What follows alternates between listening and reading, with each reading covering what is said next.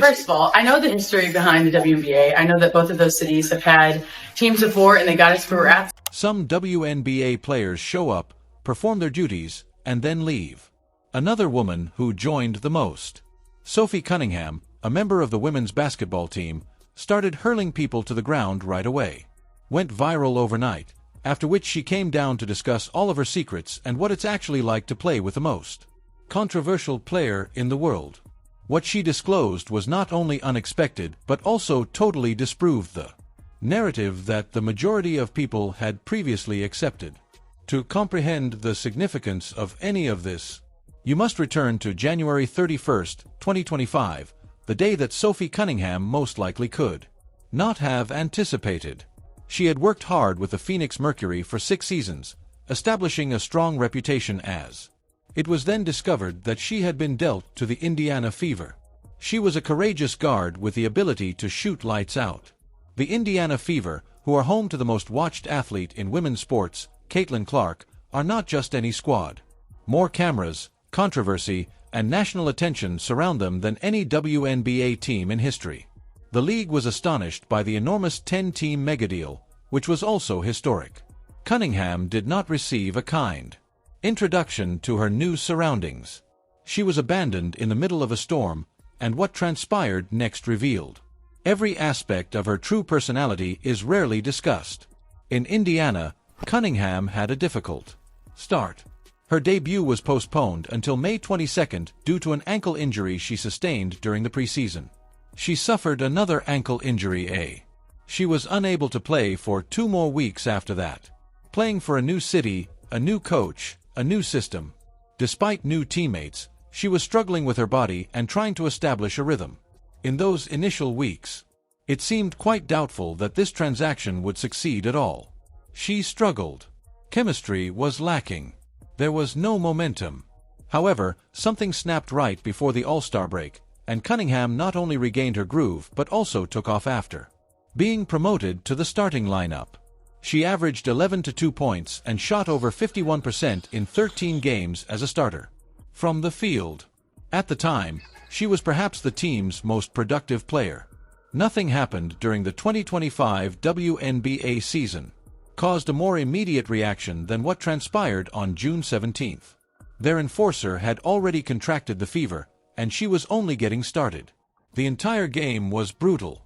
If you enjoy this kind of content, please consider liking this video and subscribing to the channel. Surprisingly, over 83% of viewers haven't signed up yet. It's quick and free. However, it is very important to us. Have you already subscribed? Excellent. I really appreciate your help. No. Returning to the footage, Sheldon stabbed Sunuard JC Caitlin Clark while hosting the Connecticut Sun. In the 3rd quarter. It was the type of play that usually results in a free throw and a shrug. Sophie Cunningham, however, did not shrug. A quarter later, she seized Sheldon and dragged her to the ground in front of. Everyone lost the moment when they were evicted, and social media collapsed overnight. Cunningham received hundreds of. In a matter of hours, she gained thousands of Instagram followers. Her TikTok following increased from 300,000 to more than 2 million. She quickly became well known outside of basketball. When she finally talked about, she was straightforward in public. She also acknowledged that the league had penalized her about $900. She went on to say that she had no regrets and that it was more than just going viral. I will defend my teammates. I do that. Video. Sophie Cunningham's entire public persona changed at the same time. The consequences of that dispute became much more intriguing when Cunningham disclosed what she soon disclosed on her new. She co-founded the podcast Show Me Something with West Wilson, a reality TV star and childhood buddy.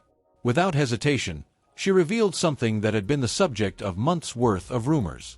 There were genuine discussions regarding how to deal with Caitlin Clark in a locker room during her rookie season the previous year when she was still with the Phoenix Mercury. She verified a lot of people's fears, but no one wanted to voice them. According to Cunningham, players were purposefully concentrating on Clark in order to make a point and demonstrate to her what the W really stands for. She claimed to have some understanding of it. That's how rookies are handled. However, In Clark's situation, I thought, what are people doing? Since it had gone much too far. Cunningham said, it's just too much.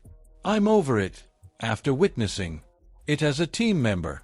Since she had actually been in those rooms, if I believe it's excessive, it's probably excessive. Her remarks had a clear resonance. This was an acknowledgement rather than a commonly held notion.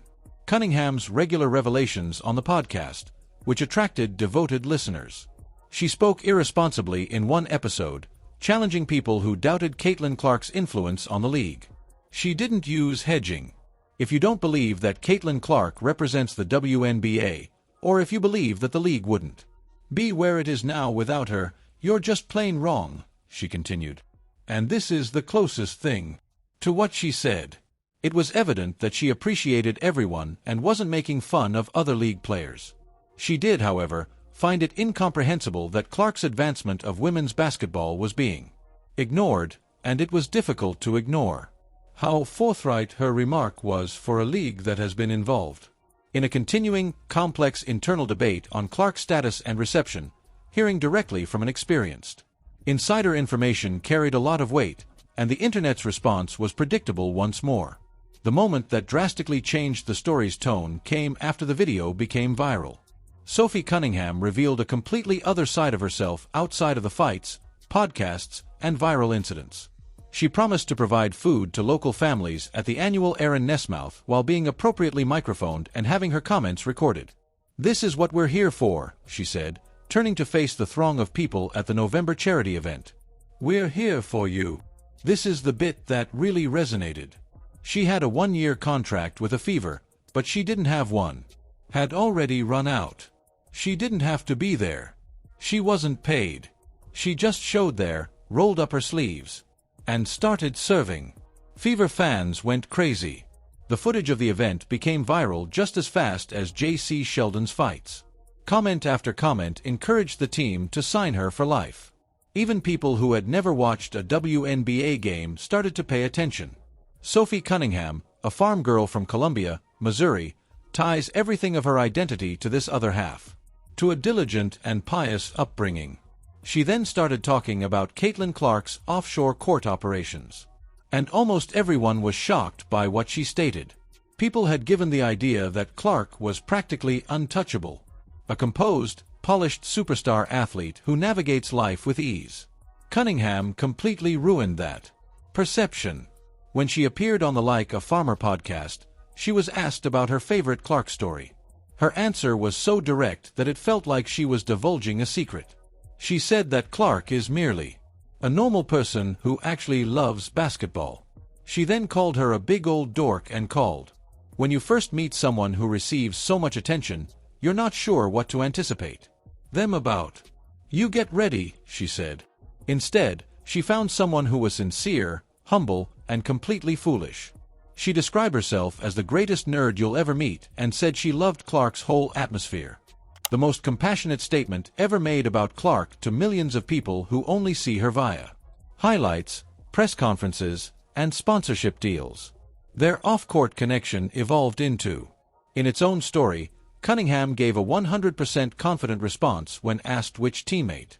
Caitlin Clark is the person she would least trust to handle her social media accounts because Cunningham lovingly characterized Clark as a starter, implying that she would start a drama and write something. And watch the chaos. This was perfectly consistent with the way these two interact on social media. Their followers take pleasure in their regular, light-hearted jabs and back-and-forth taunting, implying that they were Indiana Fever mermaids en route to. In August, Cunningham posted a video of himself and co-worker Lexi Hull in a swimsuit on Twitter as a recruitment tool. Drive for bikini sponsors. Eventually, Cunningham's podcast learned about Clark as well. By these two's criteria. When a fan asked for a Clark appearance, the Show Me Something account's public reaction was only. Beneath all of this excitement, though, was a season that passed quickly. By August, the Fever had nearly incredible injury catastrophe. Caitlin Clark only took part because of a groin injury, bone bruise, and quad pain.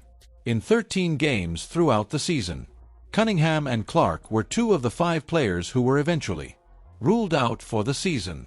At one time, The crew was so understaffed that they qualified for an emergency hardship exception.